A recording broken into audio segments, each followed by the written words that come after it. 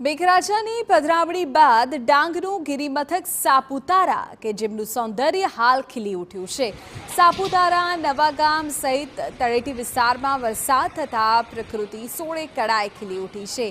એક તરફ ઝરમર વરસાદનું આગમન, બીજી તરફ ઠંડીની મોસમની જેમ ધુમ્મસભર્યું વાતાવરણ, જેના કારણે વિઝિબિલિટી ચોક્કસ ઓછી થઈ છે। વરસાદ થતાં પર્વત વચ્ચેથી ઝરણા વહેતા જોવા મળ્યા, આકાશમાં કાળા ડિબાંગ વાદળો ઘેરાયા અને વાતાવરણમાં ઠંડક પ્રસરી, જેથી લોકોને ગરમીથી રાહત મળી। આવા આહલાદક માહોલથી બોટિંગ અને પેરાગ્લાઇડિંગ પોઈન્ટ પર આવતા પ્રવાસીઓમાં આનંદનો માહોલ છે।